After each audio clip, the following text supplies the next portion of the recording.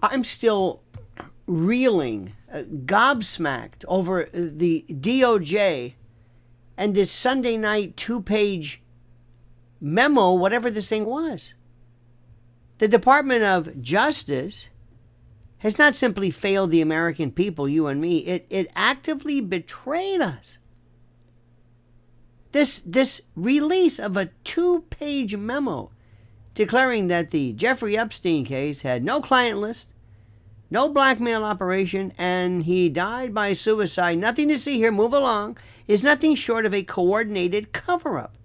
It's a deliberate, calculated move to end public inquiry into one of the most disturbing and far-reaching criminal conspiracies of the modern era. And this isn't closure. This isn't justice. This is institutional protection of the most powerful individuals in the world, and it's betrayal. And the DOJ, with full knowledge and intent, has shut the door on transparency and accountability. And we want to know why. Who gave them the orders?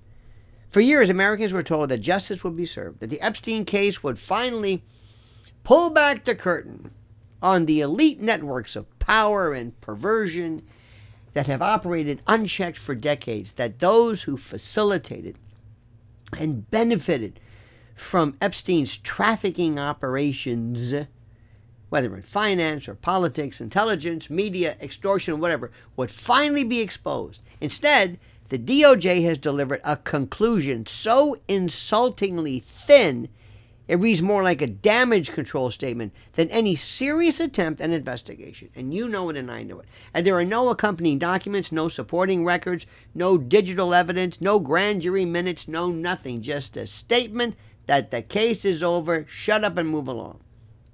What about when Pam Bondi said, I've got on my desk, I'm reviewing the files, and then there is no files, or there are no lists, or... The American people are expected now to believe that one of the most notorious and well-connected sexual predators of our time was a lone actor with no clients, no enablers, no co-conspirators. It's absurd. It's absurd. This is not just a failure of due diligence. It's a coordinated sit-up. And shut up.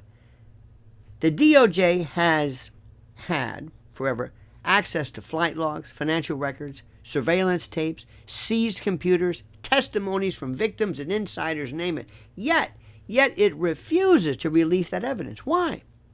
Grand jury materials remain sealed. Seized hard drives are locked away. Who has them? Video footage from Epstein's jail cell is selectively cited but never made public. And crucial leads, like the list of individuals present at Epstein's properties during key periods, have been completely buried. Why? Why? These are the actions of a justice system seeking truth. These are the actions of a government shielding itself and its allies from scrutiny. That's precisely what's going on right now. And why now? Why this sudden, neatly packaged memo on a Sunday night? Why? Through Axios. The answer is as obvious as it is damning. It is an election season move. The timing of this memo is not accidental. With political stakes higher than ever, the DOJ has chosen, apparently, to bury one of the most volatile scandals in recent history. At whose order? Trump's? Is it because of the problem he's had with Elon, where Elon threatened to reveal what? That he had information regarding Trump's involvement on Epstein files? I don't understand this. But the strategy is clear. Contain the fallout, pacify the press, and shut down any further inquiry before it becomes politically catastrophic, no matter what you've promised the American people. This isn't just about protecting reputations. It's about preserving the power structures that allowed Epstein to thrive in the first place. You should feel betrayed. The public isn't stupid. We're not idiots. Americans know when they're being lied to, and we're being lied to. We can smell a whitewash. And this memo reeks of institutional self-preservation. And that's it. Nothing to see here. Move along. Kash Patel, how many times has he brought this up? And Pam Bondi. The DOJ hasn't only refused to answer critical questions, it refused to even acknowledge them. So what about the sealed court documents? Remember them? The ones listing hundreds of names? What about the surveillance videos from Epstein's homes? What about them? What about the financial ties to intel agencies and countries and organizations, foreign governments, multinational corporations?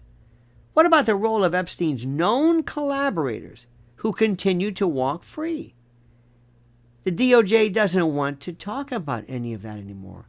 It wants you to shut up and move along. It wants you to forget it ever mattered. This memo isn't an investigative conclusion. It's a political firewall, a desperate attempt to shut down the most dangerous inquiry in American history before it spirals out of control, after you were promised you would be told the truth. And the consequences are devastating. Survivors are silenced. Whistleblowers are dismissed. Investigative journalists are, truly undermined. And the American public, you and me, we're once again told that the most powerful individuals on earth are beyond the reach of justice. How do you like that? The DOJ's defenders will say that legal constraints prevented a full release, that evidence couldn't be made public for, procedural reasons or God knows what, that names were withheld to protect ongoing investigation, right? But this is pure obstructionist nonsense, cloaked in bureaucratic gobbledygook. Nothing prevented the DOJ from releasing redacted flight logs, from publishing portions of the grand jury records, from confirming which materials were reviewed and looked at and how conclusions were reached. No. Transparency was always an option. The DOJ chose secrecy. Why? Worse, by issuing this memo without full disclosure, the DOJ has discredited itself entirely. Yet again, this isn't just about Epstein anymore. It's about whether the American people, you and me, can trust our own government and President Trump and the DOJ. And if the DOJ is willing to hide evidence and protect predators to preserve its political standing or whatever the hell it is, then its legitimacy is finished. It's through. We're done. The damage to public faith is irreparable. And it will not be repaired until every document, every file, every name, every piece of evidence is revealed, is released. There was a time when the Department of Justice stood for something, like justice, when it represented the law, not the elite. But those days are gone. Those days are over. What stands in its place right now is an institution consumed by self-interest, terrified of sunlight and exposure and truth, and determined to protect the ruling class at all costs. The Epstein cover-up is not just a stain on the DOJ's record. It is the defining act of an institutional cowardice that we haven't ever seen in our time. Americans, you and I, will not forget this.